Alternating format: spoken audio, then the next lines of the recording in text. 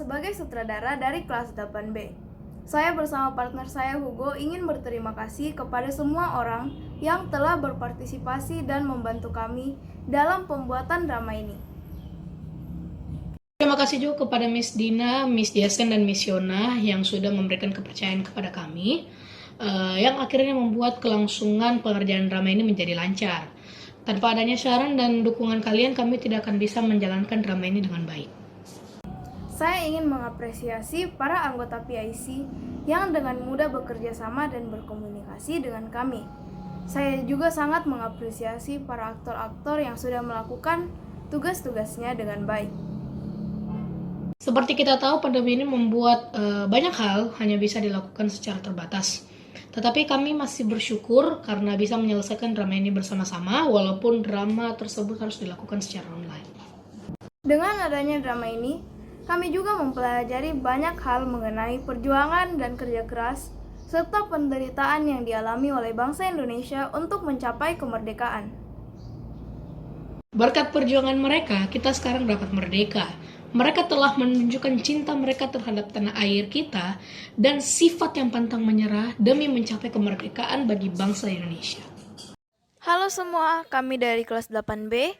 Kami akan mempersembahkan kepada kalian drama perjuangan menuju kemerdekaan yang berisi tentang penjajahan yang dialami Indonesia dan perjuangan Indonesia untuk meraih kemerdekaan. Selamat menyaksikan.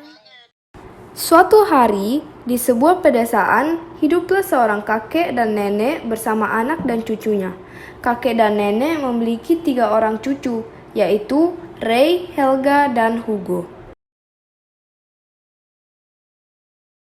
Kek, Nek, aku mau tanya deh buat tugas sekolah.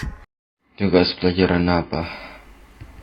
Palingan juga matematika kan dia suka bolos. Hahaha. Ih, bukan. Ini loh tugas IPS tentang masa penjajahan Belanda. Apa? Penjajahan Belanda? Ikut dong, mau dengar. Kamu mau tanya bagian apa? Siapa tahu nenek bisa bantu. Itu, aku dikasih tugas tentang penjajahan Belanda di Indonesia sampai ke bagaimana Indonesia bisa mendapatkan kemerdekaan. Kamu tahu tidak, kalau Indonesia dijajah selama 350 tahun oleh Belanda mulai dari tahun 1602 sampai tahun 1942. Wih, lama juga ya. Kok bisa ya selama itu? Aku penasaran deh. Daripada penasaran, sini, kakek akan menceritakan kisahnya dari awal. Asik! Waktunya dengar cerita. Jadi, kisahnya bermula dari tibanya Cornelis de Houtman di Banten pada tahun 1595. Siapkan dagangan kita, sebab kita telah sampai di tempat yang bagus untuk berdagang. Ikan. Sayur-sayur. Aku sudah mencium aroma kesuksesan dan kejayaan dari tempat ini. Hei, kamu! Iya, kamu yang jualan ikan. Minggir kamu, saya mau jualan di situ. Saya yang duluan jualan di sini. Kenapa saya harus pindah? Orang tempatnya juga masih kosong kok. Ya, terserah saya dong di mana saya mau jualan. Ya gak boleh gitu dong. Boleh dong, intinya saya mau jualan di sini. Kamu pindah ke sana. Hei, awas aja kamu. Karena sifat jelek yang dimiliki Cornelis de Houtman pun tidak disukai orang-orang Indonesia saat itu. Kok kakek tahu kalau Cornelis de Houtman sifatnya jelek? Kakek kan belum ada waktu itu. Karena orang tua kami juga suka menceritakan tentang awal mula Belanda masuk ke Indonesia, seperti apa yang kami lakukan sekarang. Jadi, pada tahun 1598, datanglah Jacob van Eyck yang merupakan teman dari Cornelis de Houtman tadi. Van Eyck belajar dari kesalahan temannya ini. Ia pun berusaha untuk bersikap ramah kepada orang Banten. Alhasil, ia pun diterima oleh orang Banten. Ia pun berhasil membawa rempah-rempah seperti lada kembali ke Belanda. Setelah itu, pada 20 Maret 1602, VOC pun dibentuk. VOC itu apa, Nek? VOC adalah singkatan dari Verenigde Oostindische Compagnie atau Persatuan Perusahaan Hindia Timur. Nah, pada tahun 1619, VOC pindah ke Batavia dan menjadi semakin berjaya berkat Jan Pieterszoon Cowen yang merupakan gubernur jenderal pertama. Pada sekitar tahun 1700, VOC mulai merosot dan akhirnya bubar pada tahun 1799 karena korupsi dan hutang di mana-mana. Kenapa bisa seperti ini? Setelah itu, pada tahun 1808, Herman Willem Daendels pun diangkat menjadi Gubernur Jenderal Hindia Belanda. Di situ, Daendels melakukan kerja rodi terhadap orang Indonesia. Aduh, ini sangat melelahkan. Heh, apakah saya menyuruh Anda untuk berhenti? Cepat kerjakan. Apaan sih? Masa dia nggak mengerti kalau orang capek? Kita kan udah kerja dari tadi pagi, terus kita gak dikasih gaji lagi. Memangnya dia pikir kita apa? Babu. Daendels membangun jalan raya dari Anjer ke Panarukan, membangun pabrik senjata, banteng, pertahanan, dan juga membangun pangkalan armada laut di Anyer. Dia juga mewajibkan masyarakat Indonesia untuk menjual hasil panennya kepada Belanda dengan harga yang murah. Kejam juga ya. Kemudian pada tahun 1602, Herman Willem Daendels diganti oleh Jan Willem Janssens. Janssens ini lemah dan akhirnya menyerah pada 18 September 1811 kepada Inggris dengan perjanjian di Tuntang, dan dibuatlah kapitulasi Tuntang. Hah? Kapitulasi Tuntang? Iya, kapitulasi Tuntang adalah perjanjian penyerahan kekuasaan di Indonesia dari pemerintahan Britania Raya. Apa saja isi perjanjiannya, Nek? Yang pertama, Pulau Jawa yang dikuasai Belanda harus diserahkan ke tangan Inggris. Yang kedua, semua tentara Belanda di Hindia Belanda ditawan oleh Inggris. Yang ketiga, orang-orang sipil Belanda dapat dipekerjakan pada pemerintahan Inggris. Yang keempat, semua hutang Belanda di Hindia Belanda tidak ditanggung oleh Inggris. Setelah perjanjian itu, Thomas Stamford Raffles pun diangkat menjadi gubernur EIC atau East India Company di Indonesia pada tanggal 17 September 1811. Dengan ini, saya mengangkat Thomas Stamford Raffles menjadi Gubernur Jenderal EIC di Indonesia.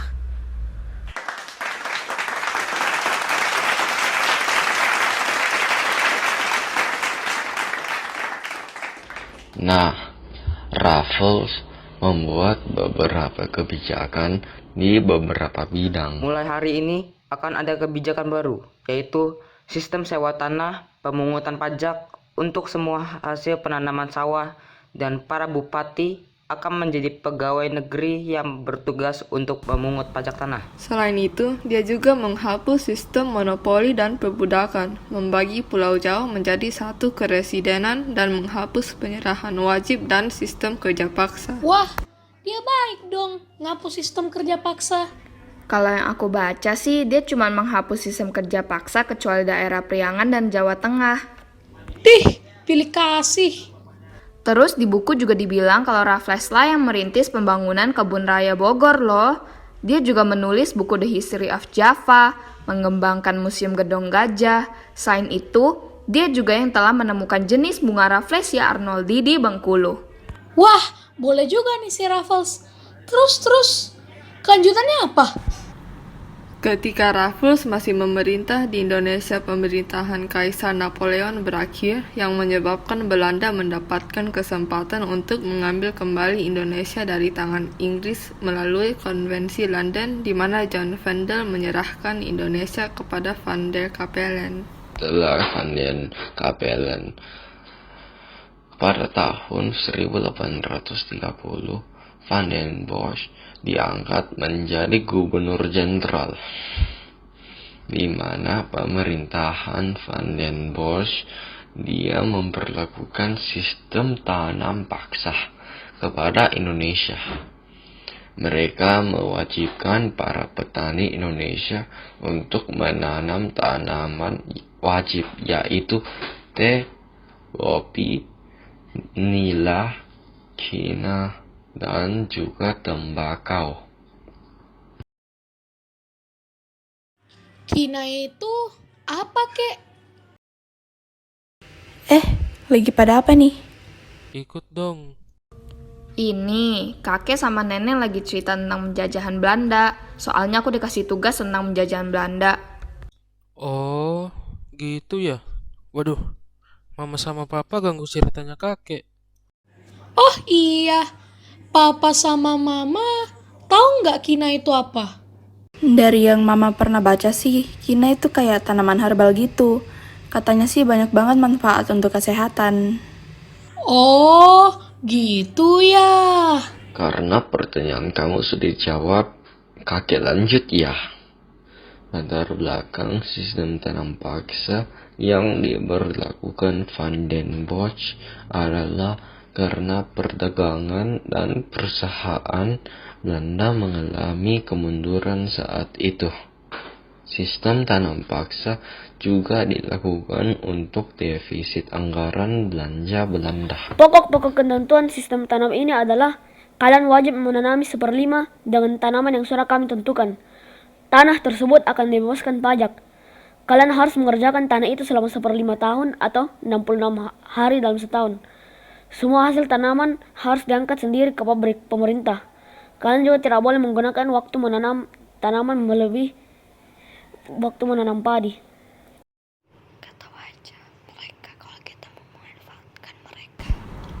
Orang-orang Belanda saat itu betul-betul memanfaatkan sumber daya Indonesia. Sebelumnya, mereka hanya mewajibkan 1/5 lahan dengan tanaman, tetapi karena keserakahan mereka mengambil lebih dari itu, bahkan seluruhnya. Yang tadinya dibilang tanahnya bebas pajak, ternyata dikenakan pajak juga pada akhirnya.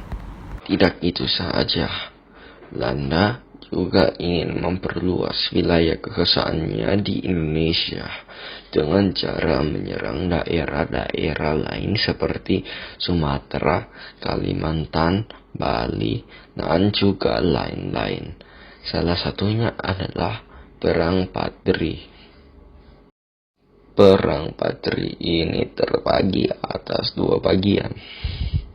Perang Padri pertama terjadi di antara tahun 1821 sampai 1825. Dan ada juga Perang Padri kedua yang terjadi antara tahun 1830 sampai 1837. Di Perang Padri yang pertama terjadi serangan kaum Padri ke pos Belanda di Sumawang, Sulit Air, 6 kota, Rau, dan Tanjung Alam. Lalu disepakatilah perjanjian perdamaian di Bonjol pada tanggal 22 Januari 1824. Namun tiba-tiba pasukan Belanda melakukan pelanggaran dan adanya perlawanan dahsyat dari kaum Padri. Aku bingung deh, emangnya Perang Padri itu karena apa sih? Seingat papa, Perang Padri itu berawal dari perseteruan antara kaum ulama dan kaum adat di Minangkabau. Iya, cuman gara-gara beda pemahaman jadi perang. Memangnya kenapa? Kok bisa? Jadi, kaum ulama yang ingin memurnikan ajaran Islam tidak disukai oleh kaum adat, yang dimana ajaran kaum ulama bertolak belakang dengan kebiasaan kaum adat. Ayo ubah kebiasaan kalian menjadi pribadi yang lebih baik dan dekat kepada Tuhan. Halah, memang kenapa sih? Terserah kita lah, kenapa sih itu yang maksa? Kami hanya ingin memurnikan ajaran Islam di sini. Dih, so suci banget sih. Kita perang aja deh. Karena para kaum adat merasa terdesak oleh kaum ulama, para raja, dan kaum bangsawan, kaum adat meminta bantuan kepada Belanda untuk mengalahkan kaum Padri. Aduh, kita udah kedesak banget ini sama kaum ulama. Kita minta bantuan Belanda saja. Pintar juga kamu. Perang Padri ini terdiri dari 3 fase. Fase yang pertama dimulai tahun 1821 sampai 1825. Dan perlawanan pertama dimenangkan oleh kaum Padri, di mana mereka harus melawan kaum adat dan juga Belanda. Kaum Padri ini dipimpin oleh Tuanku Pasamah dan Tuanku Nan Renceh. Maka dari itu Belanda akhirnya mengambil strategi damai pada tanggal 26 Januari 1824 yang disetujui oleh kaum Padri. Belanda lalu memanfaatkan perdamaian tersebut untuk merebut wilayah kaum Padri. Karena itu, kaum Padri kembali melakukan perlawanan. Disinilah dari fase kedua Perang Padri yang berlangsung dari tahun 1825 sampai 1830 yang bersamaan dengan Perang Diponegoro di Jawa. Aduh, kita kewalahan ini, nanggung 2 perang sekaligus di tempat yang berbeda. Mending kita ajak buat berdamai lagi. Tidak mau. Kami tidak mau berdamai kalau ujung-ujungnya kalian akan menyerang lagi. Tidak, kami tidak akan mengulanginya lagi, kami berjanji. Keputusan kami sudah bulat. Tidak. Karena kaum Padri menolak perundingan perdamaian tersebut, Belanda mengirim Sulaiman Al-Jufri yang merupakan keturunan Arab untuk membujuk para pemuka kaum Padri. Bagaimana ini? Mereka tidak mau diajak berdamai. Tidak apa-apa, kita punya seseorang yang bisa membantu. Siapa itu? Si Sulaiman Al-Jufri. Untuk apa kita membutuhkan bantuan dia? Karena Sulaiman Al-Jufri merupakan orang yang berketurunan Arab dan pasti bisa dia membujuk para pemuka kaum ulama. Apa yang harus saya lakukan? Tidak banyak, kami hanya ingin memintamu untuk membujuk para pemuka kaum ulama. Serahkan saja kepadaku.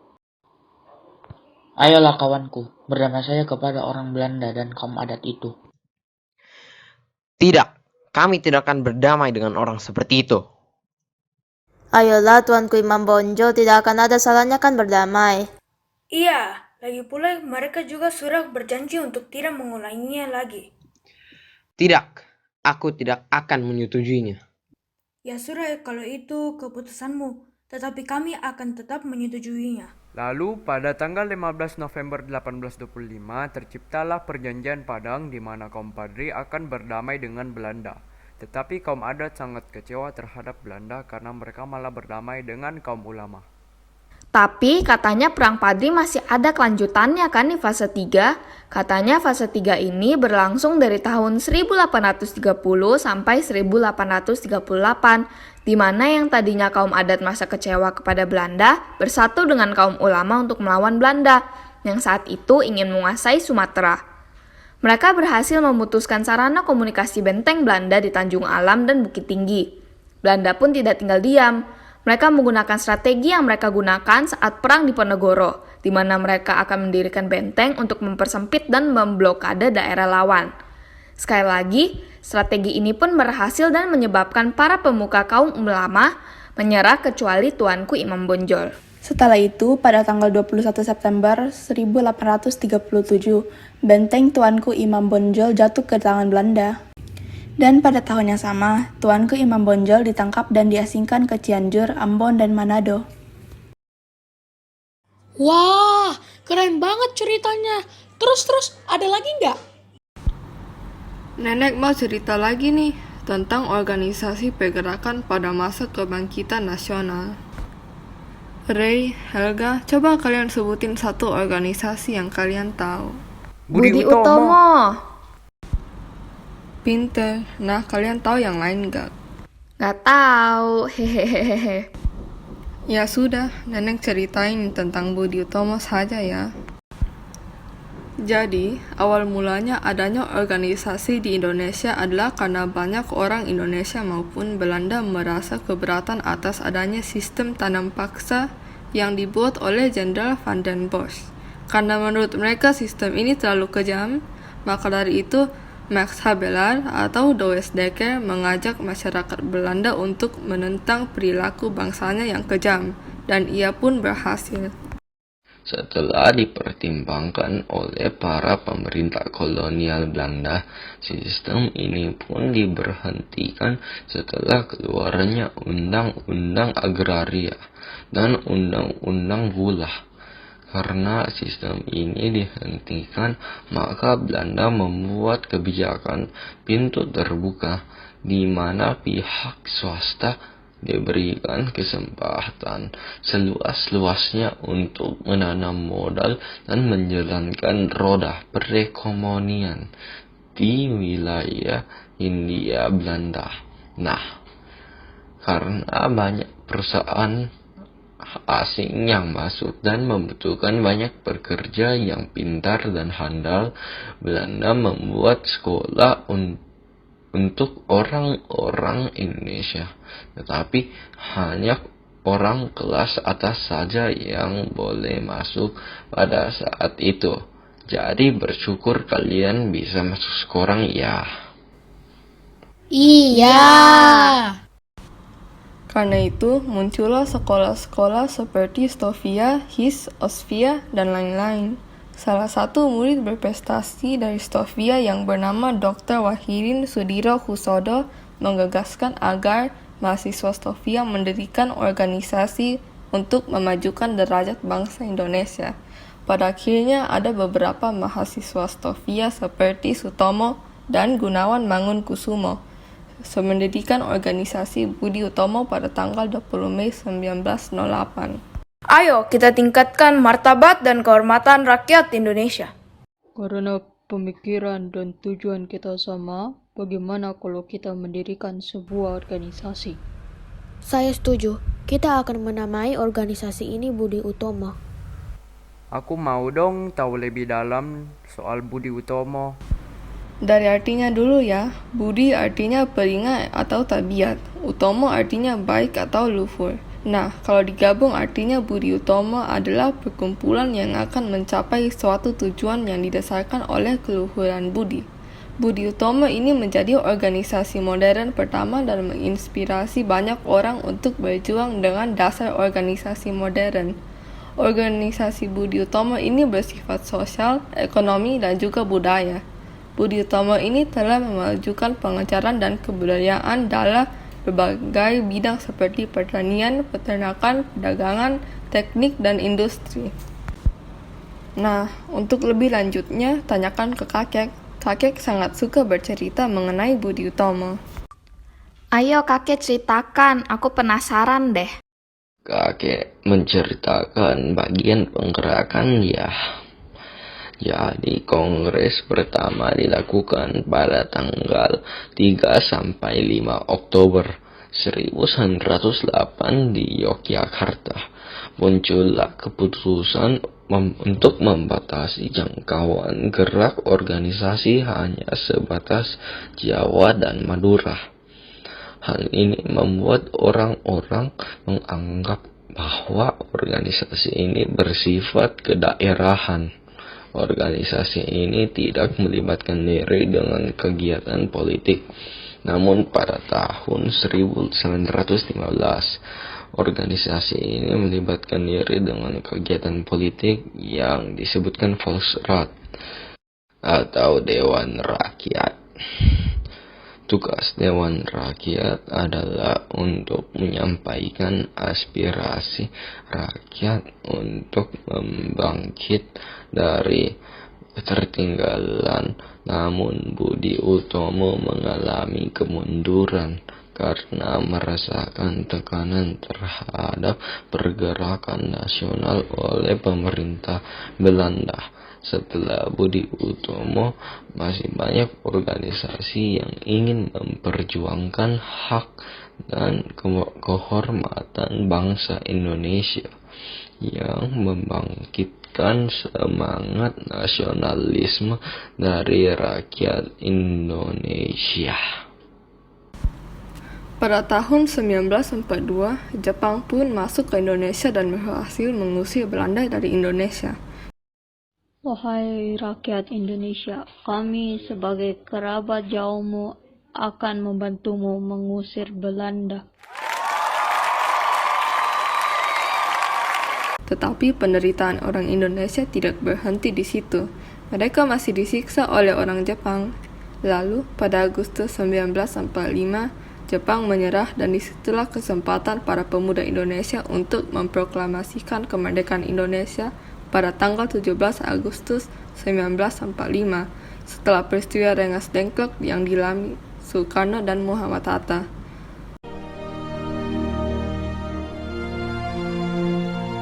Proklamasi. Kami, bangsa Indonesia, dengan ini menyatakan kemerdekaan Indonesia. Hal-hal yang mengenai pemindahan kekuasaan dan lain-lain diselenggarakan dengan cara saksama dan dalam tempo yang sesingkat-singkatnya. Jakarta, 17 Agustus 1945, atas nama bangsa Indonesia, Soekarno Hatta.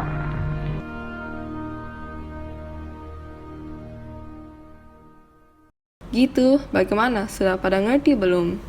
Sudah. Ayo, bilang apa ke kakek dan nenek? Terima kasih kakek dan nenek sudah meluangkan waktu untuk menceritakan tentang masa penjajahan Belanda. Terima kasih kakek dan nenek. Iya, sama-sama. Ingat ya, belajar yang benar supaya nanti kalau besar bisa mencapai cita-cita kalian masing-masing. Pasti dong. Dari cerita ini, kita mendapatkan bahwa perjuangan akan selalu membuahkan hasil. Semua perjuangan ini tentunya membutuhkan persatuan dan kerjasama. Jika kita menginginkan negara kita kuat dan teguh, kita harus menerima satu sama lain, sehingga kita tidak akan terpecah belah lagi.